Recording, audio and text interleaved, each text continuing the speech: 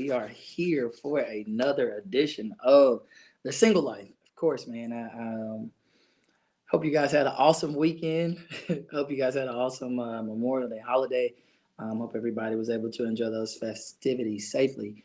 And now we back to the regular work week, right? And now we back into this session, back into the single life.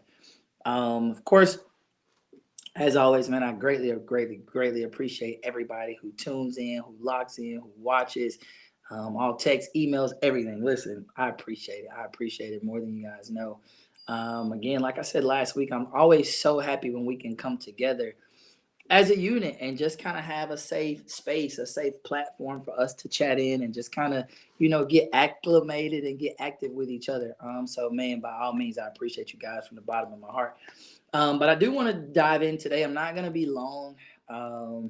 Today, of course, is the first day of camp here at the ministry. So, of course, I'm like ripping and running all day, hit the ground running today. But of course, I wasn't going to miss this, our time and continuing to build up and work on the foundation that we're laying for the plans for where this is going to go. So, you guys know 2 weeks ago, we kind of started in talking about the distractions of dating, right? Or dating the big distraction. That was it. Dating the big distraction, right? And so I do want to kind of stay right in that, still talking about dating, but talking about dating from the standpoint of a distraction. All right. Talking about how. I had some people ask me throughout the course of the week or over the last 2 weeks, like, George, break it down for me when you say it's a distraction.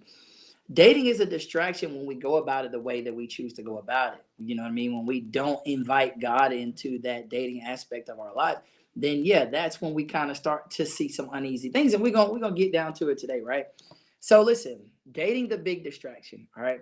I want to start by talking to you guys from Matthew 14, 22 through 33. Matthew 14, 22 through 33. So what we want to talk about. I want to talk about when Jesus bid Peter to walk on water, right? So keep in mind, we are talking about dating the big distraction. And I'm going to connect the dots. I just need you to hang on with me, and I promise you it'll all make sense by the time we get to the close, all right? So listen, Matthew 14, 22 through 33. And I'm not going to read the whole text. You can kind of go back and kind of dive into the text on your own. But I do want to I'll pick up with verse 25, okay? Verse 25. Shortly before dawn, Jesus went out with them, walking on the lake. When the disciples saw him walking on the lake, they were terrified. It is a ghost, they said, and cried out in fear. Verse 27. But Jesus immediately said to them, take courage, it is I, don't be afraid. Verse 28. Lord, if it's you, Peter replied, tell me to come to you on the water. Verse 29. Come, he said. Then Peter got down out of the boat, walked on water, and came toward Jesus. Now, pause. We are talking about dating being the big distraction, because how might you might wonder, like, well, why do you keep referring to it as a distraction? Because so if our time in our single life is us and God, our time in our single life is us and God. That's our time to be in lockstep with God. That's our time to have our communication channels with God on such a way that there is no distraction that comes in. There are no infiltrations that come in, right? Your single life is really for you and God to get on the right track. For you and God to be in a place where, you speak and you see, God talks to you and you're able to download what he's told you and see it manifest itself in your life. Like you are in lockstep with God. But oftentimes what tends to happen in dating, because you got to understand this, right? Dating is involving another person, right? Dating is involving another person. So the moment we invite that other person in, or the moment we involve ourselves with that other person, of course, there's going to be some place for distraction. Because now the focus that I was giving God, or that I would have been giving God, now I got to try to give it to, all right, let me cater to this person's needs, right? Oh man, let me make sure I get some talk time with you on the phone, right? Oh man, let's make sure we get some date time, right? Let's, like, all these things, they start to happen. And what happens is we are pushing for it with the wrong people, because we want to invite God in. We keep trying to date on our own versus allowing God, who is our provider, to provide that significant other for us. So we don't have to keep doing the trial and error thing. If you want to know more about that, go back to where we were 2 weeks ago. All right. So here we are.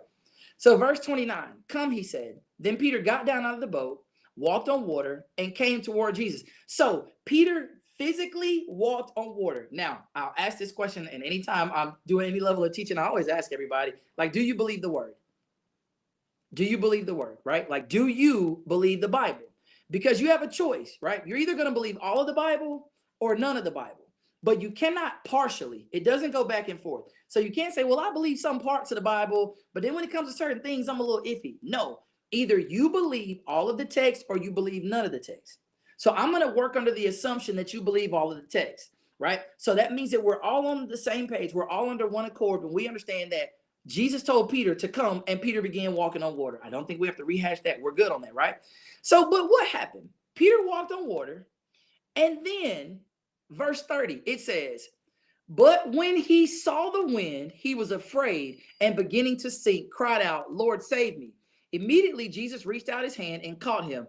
You of little faith, he said, why do you doubt? Now, what happened, right? What happened? Did the weather conditions change and that's why Peter began to sink? No, it wasn't.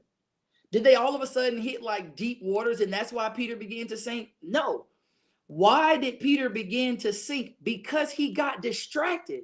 See, he took his eyes off of what he was supposed to be focused on. His job was only to be focused on Jesus. The weather conditions were the same before he started walking. They were already like the weather conditions, they were already what they were. But he got out and literally, I feel with my spiritual imagination, right? He started to walk. And as he started to walk, realizing that I'm walking on water and I'm doing something that I've never seen anybody do before. I've never seen anybody do this. And now that I'm doing it, I'm a little leery. Now I feel like I'm a little uneasy because I feel like I'm out here by myself. And that's, if you allow me just a little second. See, that's what happens when God begins to elevate us in places. God begins to take us to new places and new heights that nobody's been before. And because nobody's been, that doesn't mean nobody should ever go. It just means it's for you to go. So as God elevates us and as God moves us to a different place, it's not for us to get distracted and start to feel uneasy because, dang, I'm in this uncharted territory and I feel like I need my friends with me, or I feel like I need my mama with me. You just need God. That's why Jesus looked at Peter and said, you have little faith. See, you started looking at other circumstances and you allowed them to change your current prediction. He got distracted. Just like in dating. See, oftentimes we begin to date people and we don't realize that the person we're dating is the distraction. See, that person is going to take us away from God. You may not see it initially. You may not see it off top, but you just continue to get pulled. And it's like, dang, well, normally this was my prayer time, but now this is the time that we get up and talk on the phone, right? Like normally this is my time on the way to work where I listen to the word, but now I'm not listening to the word because I'm on the phone, right? So see, there are subtle distractions that start to happen. They start to happen and they start to pull us away. And God says, if you will just allow me as your provider to provide for you, you don't have to try to go search and date. You don't have to jump on a dating site and nothing is wrong with it. But I'm just telling you, that's not the order of God. Okay, let's look at it like this. Let's think about it from this perspective. I got you. Do you all understand that where we are in life is because of decisions that we made? See, God is so awesome that he gave us this thing called freedom of choice. He said, I'm going to let you pick. Like you can choose to worship God or you choose to not worship God, right? You choose to go to church or you choose to not go to church, right? God gave us all free choice. He allows us to make those decisions, right? Okay, so here's what happens. God being such a gracious God, he already knew we were going to make some bad decisions. He knew we were going to get in some terrible situations and circumstances. God already knew that. Did he want us to go there? No. Was that his desire for our lives, for some of the situations that we have ended up in? No, I can promise you that was not God's desire for your life. Now, here's the thing that makes God so great is that he graced you to get through it because he knew it was coming. He knew it was coming. He knew that terrible decision, it was coming. He knew you were going to make it. He knew the results of it, but he graced you to get through it, right? But you've got to understand, God didn't put us there. So see, a lot of times in situations that we have found ourselves in when it comes to dating and even marriage and divorce and all that kind of puts all us back in this boat of single life, we've got to start to look at ourselves and say, is this the decision that God desires for me to make, or is this a decision that I want to make? It's all about decisions. And God said, I'm not going to make it for you. I'm not going to make it. I'm not going to come just like, okay, you think about it like this. High school was the last time somebody truly cared about you being in class.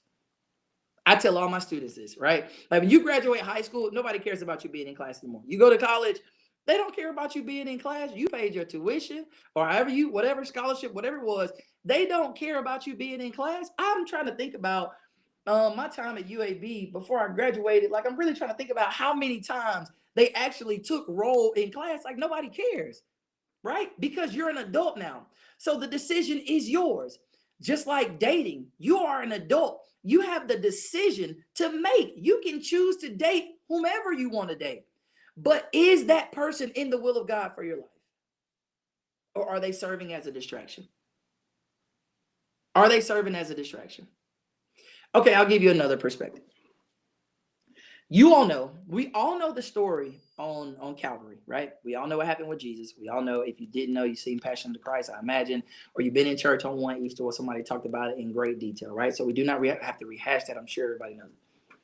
But I do want you all to think of something, right? Like, in the word, we understand that Jesus went through what he went through on Calvary for each one of us, right? He saw us as that important that he said, I am willing to go through this for them, for people that are generations of not even being born yet. He went through it.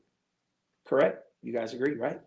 All right. So you understand that as Jesus was going through what he was going through on Calvary, at any point, Jesus could have said, this is enough.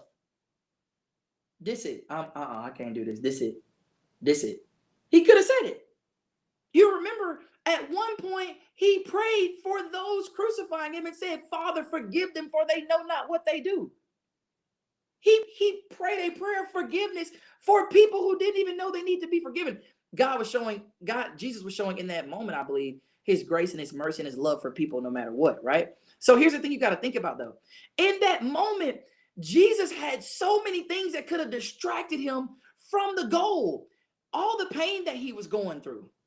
Distraction. His body was absolutely brutalized and mangled, and he still stayed focused. So I can't hear you tell me now, man, I can't stay focused because she's so fine, bro. I got to. Come on now. Ladies, women, man, that man's so fine. Like, you got to think about it. Like, we have not faced a level of distraction like Jesus did, but he stayed focused on the task. God, it's you and me. It's you and me.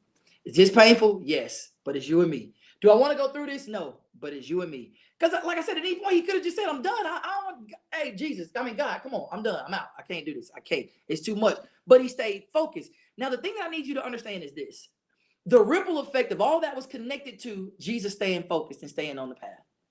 Think about all that was connected. Generations of people who are able to experience God's love through what was done through his son, Jesus Christ. Generations of people that are affected by one staying focused. How many people are connected and waiting on you to stay on track and stay focused as it pertains to your dating life? How many people are connected to that? How many people are connected to you being where you are purposed to be, being connected with the person that you're supposed to be connected with? Guys, time is something that we do not get back. We don't get it back. Like, we can't reset. There's so many times I wake up, man, and like, I just miss the 90s, growing up in the 90s. I just feel like the 90s were the greatest time to be alive. Like, it just, life in comparison in the 90s, TV shows, no comparison. Greatest lineups on TV happened in the 90s, right? Life was just so different. As kids, we could be outside and there was no worry about anything else. Like, my parents were going to work all day and we were outside all day in the summer. Like, when we were home and not in Florida, we were outside all day. Wasn't a cell phone, wasn't a Life 360, none of that, right? Times are so different. Times are, they're different. And oftentimes I miss the 90s. And I want to go back to the 90s and go back to like when I was a kid and just playing outside with no worries. You look forward to being an adult, and then you get to be an adult. It's like, no, let me go back, right? Right. So, but the point that I'm making is this. We don't ever get time back. It's 2024. As much as I look back at the 90s and want to go back to the 90s and wish I lived in the 90s again and could really take in the beauty of the 90s, I can't. That's over. And so I'm saying, much like you in life, listen, time is going away from us. I have been live for 14 minutes and 33 seconds that we will never get back. We cannot go back to the beginning of this, right? So time has a level of value like nothing else in life. So I would think that we as a people would make a decision to say, hey, it's time for me to stop being distracted. And I don't care how many people get hurt behind it. Like, I have to stop being distracted. I don't care how many people don't like me anymore behind it. I don't care how many friends I lose behind it. At a certain point, you have got to make a decision and say, I can no longer allow myself to be distracted. I can't. Like, I can't allow myself to continue being distracted, because distractions, it's something that's connected to my distraction. Somebody's missing something because I'm not focused on what I need to be focused on. I'll share a story with you guys. I'll share a story with you guys. And then I'll close right here. I'll share a true story. This is how George Matthews III even got involved in varsity and all together, right? This is how he got in. So I remember I was sleeping one night, I just randomly had this dream. And we were actually at a conference in, I think it was during the summertime. Dr. Dahl used to do the Grace Life conference. He still does it. But anyway, we all used to go, like the kids and everything used to go. But anyway, at this time, I think I'm like early 20s, like 23, 24, 22, 23, 24, somewhere in that ballpark.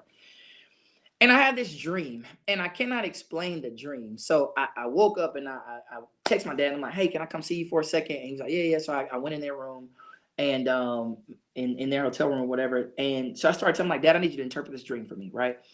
And so I'm telling him, like, and I don't mind sharing the dream with you guys.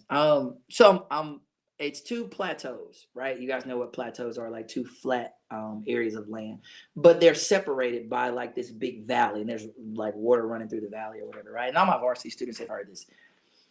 So I'm on one platform, and I'm looking at the time of all my students that were in varsity at the time. Like, I could see their face, and I wasn't involved in varsity at the time. The varsity wasn't even varsity, it was student ministry, right? So at the time, I can see them and they can see me, but we're stuck. We can't speak words to each other. We are just stuck looking across at each other. That was the entire dream, right? They needed to get over to where I was. Where I was where they needed to get to, but there were no bridges. There were no ropes. There were no trees that they can climb on. It was nothing. They were just stuck there. So I'm telling my dad this dream. I'm like, Dad, I'm confused. Like, I have no idea what this dream meant. And my dad said, very simple. And this is what I love about my dad. He's not like super deep and mysterious. He's not going to try to like do all that extra stuff. He just talked to me straight. He said, son, listen. He said the reason why they couldn't get from one plateau to the next was because you are the connecting point that is supposed to bring them from that plateau to this plateau. Now, here's the reason why I just told you that story. How important what was my role in not being distracted as it pertains to my role in varsity and the students' lives and the impact. How important is that role? The connecting point was me in that moment. So I'm asking you at this point, how many people are connected to your distractions? How many people are you pulling with your distractions? And with your distractions, you're leading them and showing them the wrong way. There's so much of a life that's connected to you doing the right thing and being tied in with the right people. You know, at certain times you just connect with certain people. You're like, man, these things just started lining up. It wasn't that things just mysteriously started lining up. That was how God preordained your life to go. But you had to make a decision to no longer be distracted. Guys, we can't be distracted anymore. And dating serves as a big distraction because there's so many things that you get caught up in. I remember my dad used to tell me, he used to be like, son, oh man, that guy used to tell me, he say, son, he said, stop letting people tell you all their problems, because what happens is you become connected to the problems and not the person. And now you're like, they got you kind of hooked in because you've heard this life story and you feel bad for them. And now you want to help them and be there, yada, yada, yada. He'd be like, son, stop letting people tell you their problems. Like, you got to learn where to draw that line, right? Because here's the thing. Now I'm distracted. I'm more focused on your problem and just wanting to help people be better in that space. Or if I can show you this, or if I can connect you with these people, like whatever it is that I can see is my role in that scenario, now has become a distraction because I wasn't supposed to be there. How many in situations have we been involved in that we were never supposed to be present at all? But we're there. Why? Because of a simple distraction. Distractions keep you tied in and they keep you bound. At a certain point, we've got to wake up and say, I'm no longer going to be distracted. That needs to be the confession going forward. I'm no longer going to be distracted. God, I'm no longer going to be the distraction. God, as your word says, we walk by faith and not by sight. Why? Because everything that you see out of your physical eye will serve as a distraction. So God says, ignore the physical and walk by faith. You and me, we got to be in lockstep. We like to be for life and be in lockstep with everybody that walks this earth, but we don't want to be in lockstep for life with God. Come on, we got to start making better decisions. Distractions cost. Okay, I'll give you one more, and then we'll close right here. We all learn to drive at some point, right? And when you learn to drive, you learn 10 and 2. 10 and 2, more like here. Yeah. You learn 10 and 2, right? 10 and 2. Question, how many of y'all still drive at 10 and 2 right now? I don't. You drive, as you get comfortable, you one hand, right? You got stuff going on. You start driving with your knees. You're trying to like fix something. Listen, all of that starts to happen, right? You trying to eat and drive, like everything starts to happen, right? Now, initially you were learning to drive, so you were told to pay attention to the road. Can I help you understand something? The road is still the same.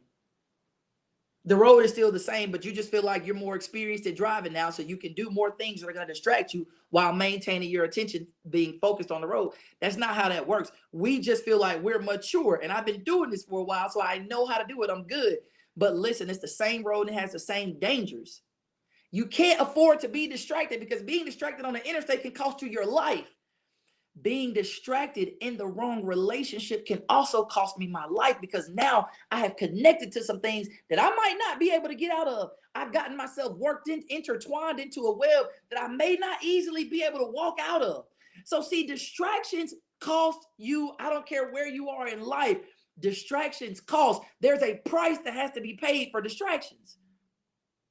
I'm tired of us paying that price when it comes to relationships. I'm tired of us paying that price in relationships. I'm tired of us paying that price.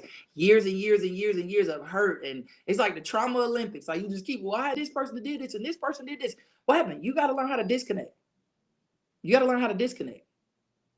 We got to learn how to disconnect and stop being distracted. You got what I'm saying? Listen, I appreciate you guys tuning in for another session, The Single Life. Thank y'all so much for tapping in. And I appreciate you guys for the comments and the shares. Thank y'all so much. I will see you guys next week back with My Plate, My Choice. Other than that, man, y'all be blessed, stay strong, and look, distractions cost. So we're no longer distracted. Be blessed.